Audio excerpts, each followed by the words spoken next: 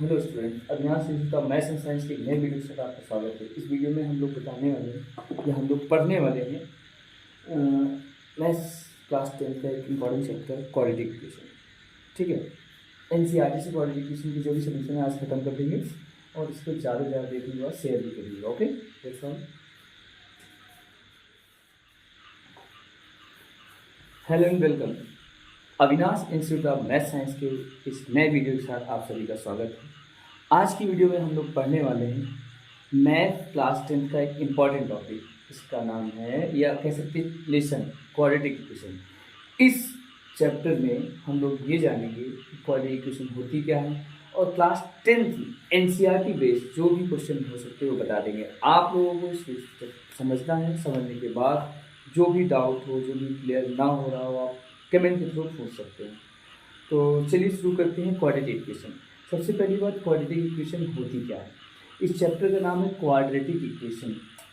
Quadratic equation, quadratic equation. अब हम इसको क्वाड्रेटिक इक्वेशन क्यों कहते हैं। आप किसी भी क्लास 6, 7, 8, 9 में आपने पढ़ रखा है कि इक्वेशन क्या होता है। अगर किसी एल्जेब्रिक फंक्शन में, किसी भी एल्जेब्रिक फंक्शन में हम लोग इक्वल का साइन इंक्लूड कर देते हैं। इक्वल का साइन लीजिए, एक्स 6x + 5 = 7 लिख दिया तो ये इक्वेशन बन गया। x² + 1 = 0 या फिर 10 कुछ भी लिख दिया तो ये इक्वेशन बन गया। सो क्वाड्रेटिक इक्वेशन उन सारे इक्वेशंस को बोलेंगे जिसमें मैक्सिमम पावर 2 होती है या कह सकते हैं जिसकी डिग्री 2 होती है। तो इस हिसाब से क्वाड्रेटिक इक्वेशन ये हुई। बट हम इस चैप्टर में पढ़ने वाले हैं स्टैंडर्ड क्वाड्रेटिक इक्वेशन क्या होती है, क्योंकि स्टैंडर्ड क्वाड्रेटिक इक्वेशन के बाद ही आप इसके क्वेश्चंस लगा पाएंगे। देखिए, स्टैंडर्ड क्वाड्रेटिक इक्वेशन कुछ इस तरह से होती है, ax² + bx + c। हम देखिए डायरेक्ट बताते जा रहे हैं क्योंकि हमें अभी एक्सरसाइज फोकस करनी है।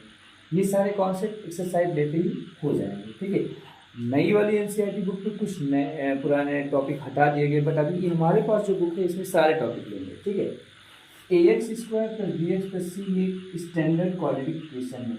Standard quadratic equation. सो इसमें a, b और c जितने भी हैं ये कांस्टेंट है, मतलब ये कोई ना कोई नंबर होंगे। x² या x एक वेरिएबल है, तो इस तरह से ये क्वाड्रेटिक इक्वेशन x के फॉर्म में हुई। अगर कोई भी क्वाड्रेटिक इक्वेशन है तो आप सब जानते हैं इसके दो निकलते हैं फॉर्म, या वैसे कि दो एक्स की वैल्यू निकलती है। वो एक एक्स की वैल्यू यहाँ पर अल्फा मान के चलते हैं, इसको बीटा मान। इसी एक्स की दो वैल्यू जो कि हम इसको जीरोज करके निकालते हैं वो जीरोज भी कहलाती है। ओके, अब हम लोग शुरू करने वाले हैं एक्सरसाइज। देखिए है बहुत सारी बातें, बट हम एक्सरसाइज बताते बताते सारी बताते जाएंगे, क्योंकि अभी हम कॉन्सेप्ट लेंगे तो एक्सरसाइज नहीं हो पाएगी। अगर आपको कोई डाउट है कॉन्सेप्ट में या कोई दिक्कत हो तो कॉन्सेप्ट के साथ साथ सारी चीज़ें होती जाएंगी। ओके, चलिए शुरू करते हैं एक्सरसाइज 4.1।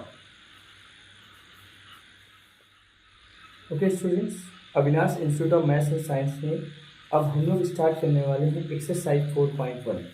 एनसीईआरटी की एक्सरसाइज 4.1 स्टार्ट करने वाले हैं। एक्सरसाइज 4.1 पहला क्वेश्चन क्या है, check whether the following are quadratic equation. यानी कि इस क्वेश्चन में हमें केवल ये चेक करना है कि ये जो क्वेश्चन नंबर फर्स्ट का जो फर्स्ट पार्ट है, जो इसमें कहा जा रहा है कि बताइए कि ये क्वाड्रेटिक इक्वेशन है कि नहीं। इसके जितने पार्ट है सभी में यही बताया जा रहा है, check whether these are the quadratic equation और not. So first of all we have to check that by squaring it, and here you know it is a form of a plus b whole square. So a square plus b square plus 2ab is equal to 2x minus 6. That 2x cross out, x square plus 1 equal to minus 6 और x square plus 7 that is this. So आप देख रहे हैं यहाँ maximum power 2 है, so it is a quadratic equation. Yes, it is quadratic. ये आपका question number first का फर्स्ट पार्ट हो गया। इसी तरह इसके सेकेंड पार्ट पे आते हैं। सेकेंड पार्ट पूछ रहे हैं x² - 2x = -2 × 3 - 6 क्वाड्रेटिक है कि नहीं।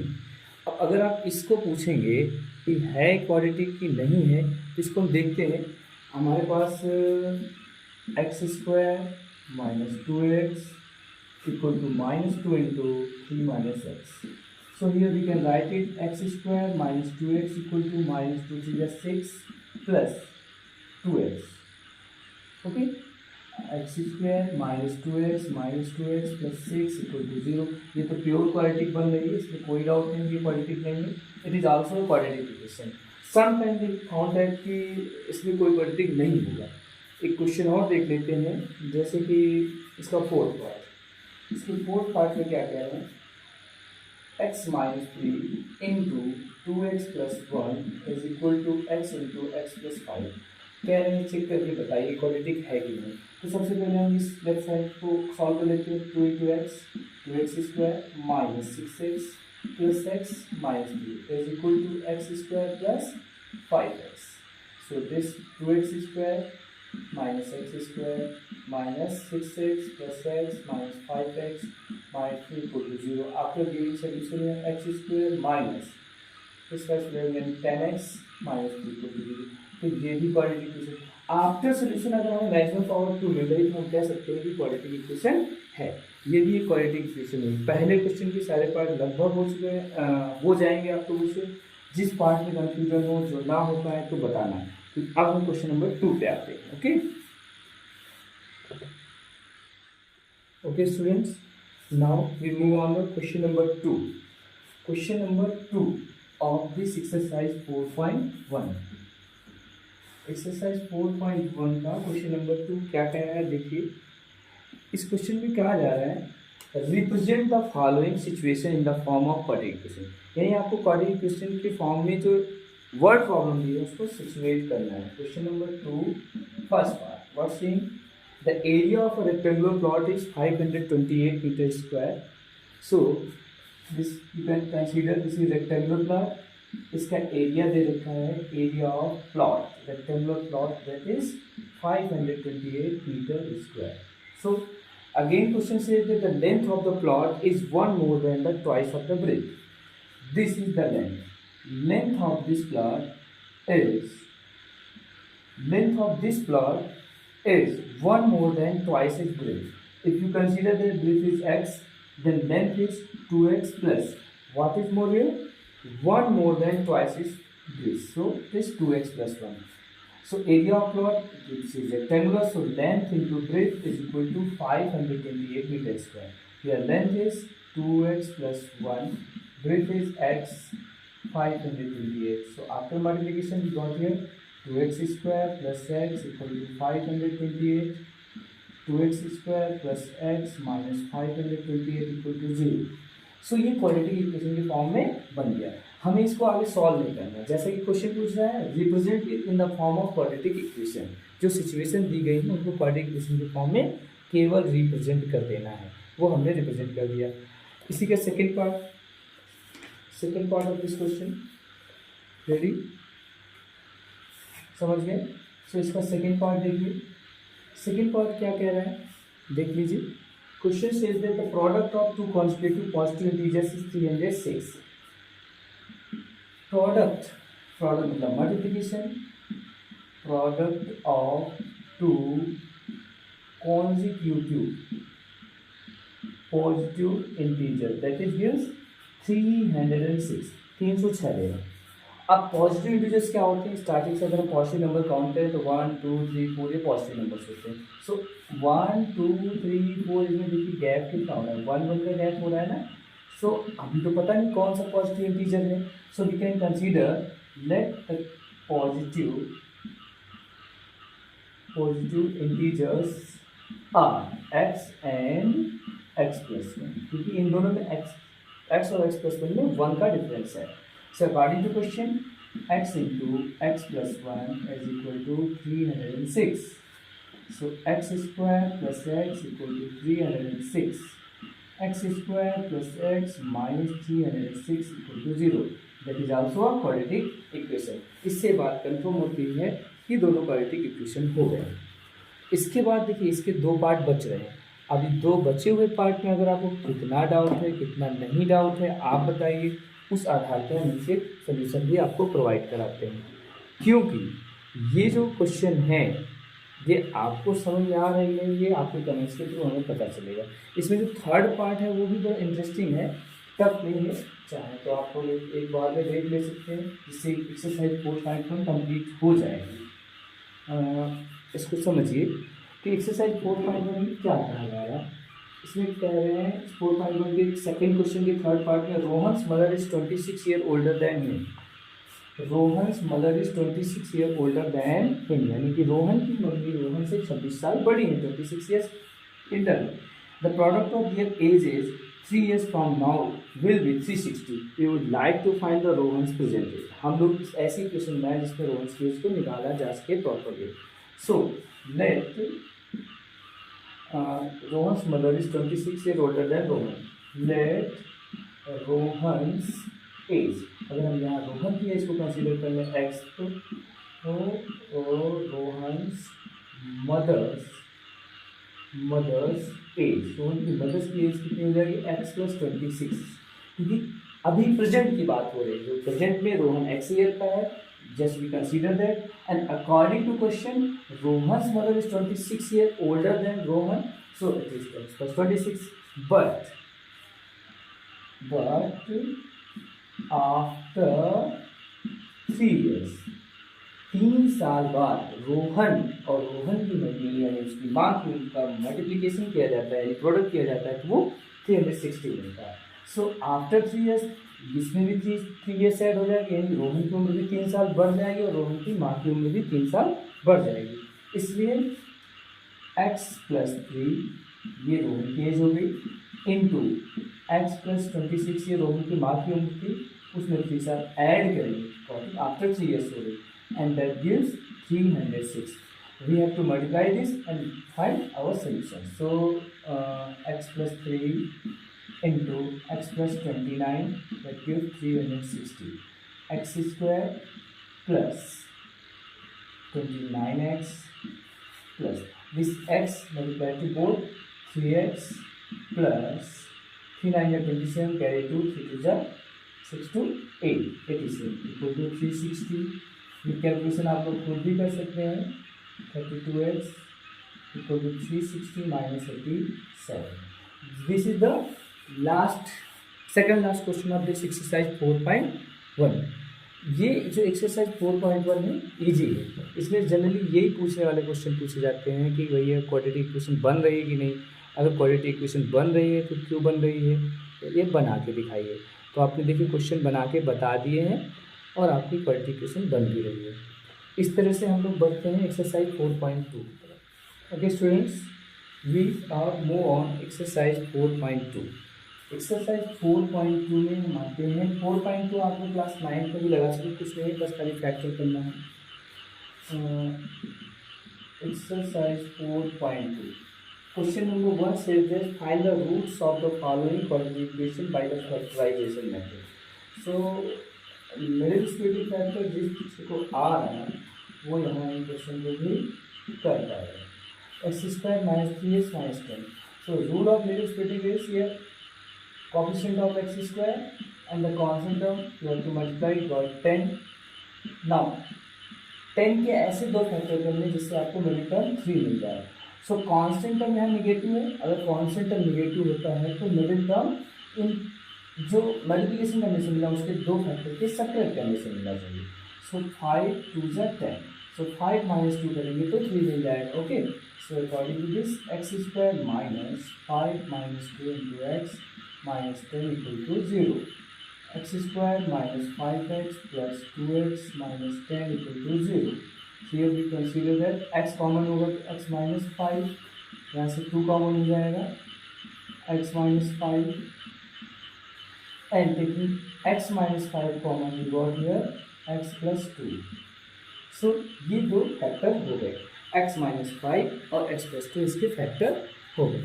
इसी तरह इसका जो सेकेंड पार्ट है वो भी हो जाएगा।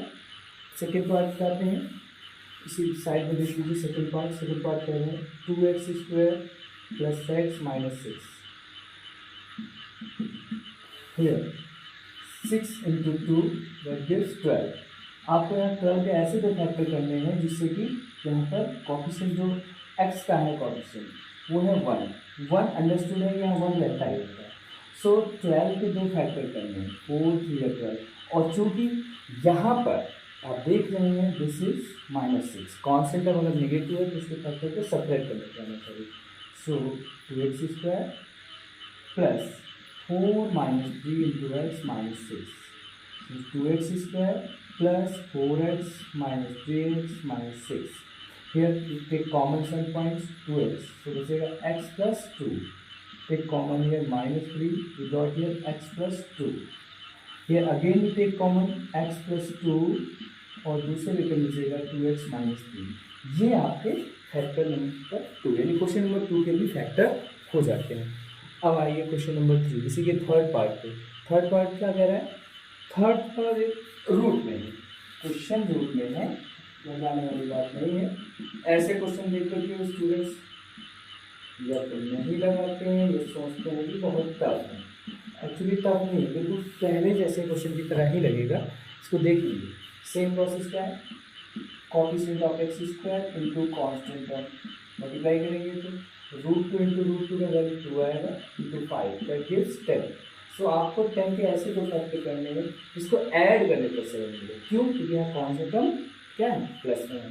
सो 10 की दो फैक्टर कर लेते हैं, 5 2 10। सो √2x² plus 5 + 2 into x plus 5 √2 = 0। √2x² plus 5x plus 2x plus 5 √2 = 0। यहाँ पर से कॉमन क्या मिल रहा है? तो 2 से लेकर कॉमन केवल x मिल रहा है, √2x प्लस 5। और इधर से कॉमन क्या मिल रहा है? √2। सो बचेगा क्या?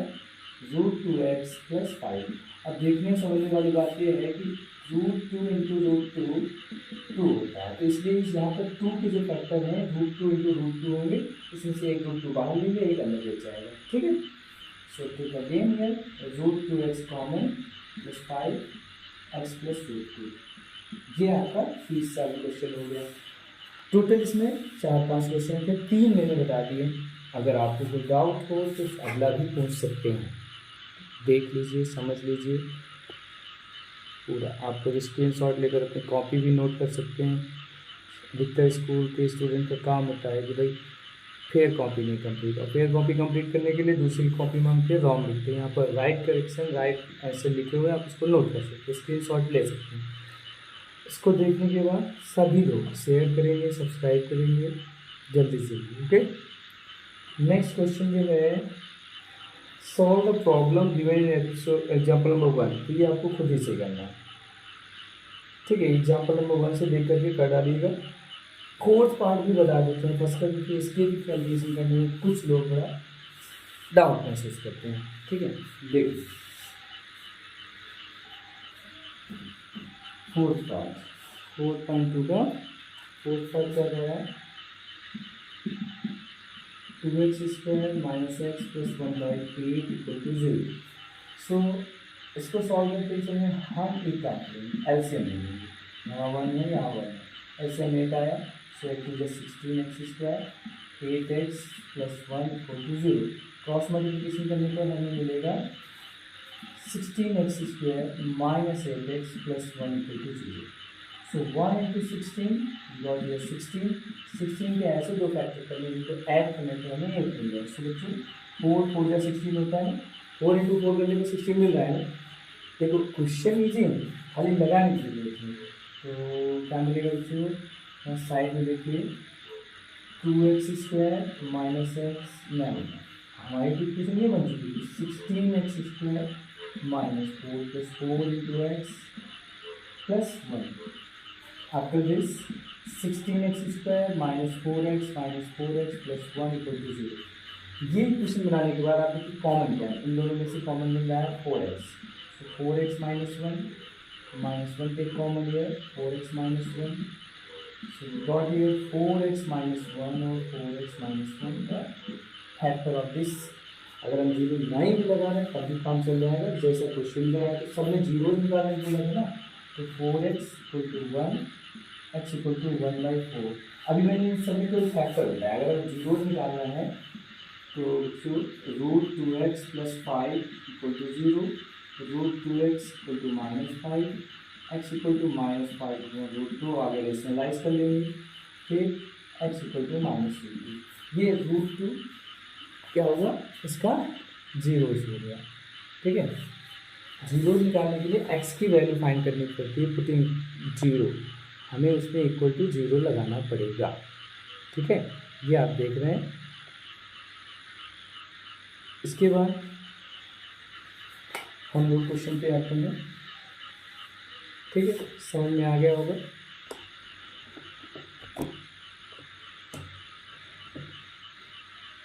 ये समझ में आ गया होगा आपको। जीरो निकालने के लिए इक्वल टू जीरो कर देते हैं, फैक्टर निकालना आ गया तो। ठीक है, अब चलते हैं question number 3। Now student we are move on question number 4, 3, 4, 5, 6। 4.2 के 3, 4, 5, 6 पे आते हैं। क्वेश्चन नंबर 3 क्या कह रहा है? Question number 3 says that, question number 3 says that find two numbers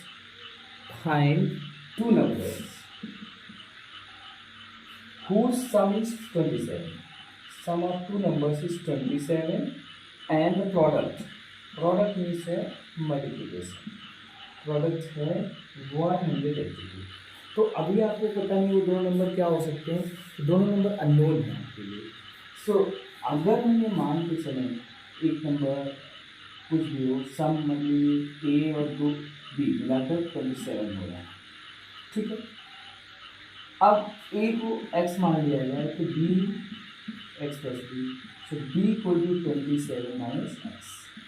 यहाँ पर लिखेंगे let a equal to x, क्योंकि हमें इसको सिंगल वेरिएबल बनाने के लिए हमें ए को एक्स मान लेना है। ए और बी में सॉल्व करते हैं लंबा रास्ता हो, ऐसे भी जाता है। फिर चैप्टर 3 आपने पे और मल्टीप्लिकेशन टू वेरिएबल पढ़ा, उस तरह करना पड़ेगा, तो अभी नहीं करेंगे। तो अब हम आते हैं क्वेश्चन पे। क्वेश्चन क्या कह रहा था? प्रोडक्ट, इन दोनों नंबर का जो प्रोडक्ट है वो है 182। तो पहला नंबर ए था, दूसरा नंबर बी था 182। ए को आपने एक्स कंसिडर कर रहा था, बी निकला है 27 minus x equal to 182। So 27x minus x square equal to 182। So ये आपका एक क्वाड्रेटिक इक्वेशन बनता हुआ दिख रहा है, हमें इसके केवल फैक्टर निकालने हैं। सो फैक्टर कैसे निकाले जा सकते हैं देखिए जरा। शिफ्ट कर लेते हैं इधर, स्टैंडर्ड फॉर्म कर लेते हैं इसको, x square minus 27x plus 182 equal to 0। So अब हमें 182 के ऐसे दो फैक्टर्स करने हैं जिसको ऐड करने पर 27 मिले, क्योंकि देखिए कॉन्सेंट टर्म 182 पॉजिटिव। सो करके देख लेते हैं। अगर हम इसको 2 से करेंगे 2 9 जा 2 1 2 9 जा 2 1, तो बहुत ज़्यादा डिफरेंस हो रहा है। और कोई नंबर सोचते हैं, 7 2 जा 15, 7 2 जा 14, 4 बचेगा, 7 6 जा 42, तो 27 माइनस नो, इसमें भी नहीं आ रहा है। अब सोचने वाली बात है, नंबर सोचना पड़ेगा आप सबको या हम सबको। 3 4 5 7 8 8 2 जा 16, नो ऐसे भी नहीं आ रहा। सोचिए 27 लाना है, जब 182 के ऐसे दो फैक्टर करने हैं जिससे कि हमें ऐड करने पर क्या मिल रहा है, 27 मिल रहा है। ये काम करने के लिए हमें देखिए, ये तो हिट एंड ट्रायल मेथड है, किसी में आप इस बार चेक करेंगे। 13 से करते हैं, 13 बन जाए 13 और यहाँ से बचेगा 5, 13 4 जा। अगर 13 और 14 को ऐड करेंगे तो 27 मिल जाएगा। So here x square minus 13 plus 15 into x plus 182। So that is x square minus 13x plus 15x plus 182 equal to 0। X common लेंगे, एक्स माइनस 13 प्लस यहाँ से 15 कॉमन लेंगे, ये माइनस 15 होगा। जैसे ही 15 कॉमन लेंगे माइनस का, तो एक्स माइनस 13 हो जाएगा। सो एक्स माइनस 13 ब्रैकेट में, दूसरे ब्रैकेट में एक्स माइनस 15 आ गया। अब ये दो फैक्टर तो मिल चुके, दोनों को जीरोस के फॉर्म में सॉल्व कर लेते हैं, हमारा आंसर सामने आ जाएगा। सो इसको साइड में करके देखते हैं। X minus 13 equal to 0, x equal to 13, x minus 13 equal to 0, x equal to 13। तो एक्स की वैल्यू 13 और 14 के कॉन्जुगेटिव इंटीग्रल। कॉन्जुगेटिव का मतलब हुआ 1 आफ्टर 1, एक के बाद एक आ रहे हैं कि नहीं। इसलिए कॉन्जिक्यूटिव हुए। ओके, ये क्वेश्चन नंबर 3 भी कंप्लीट होता है। ओके, इसके बाद क्वेश्चन नंबर 4 चालू करते हैं। Question number 4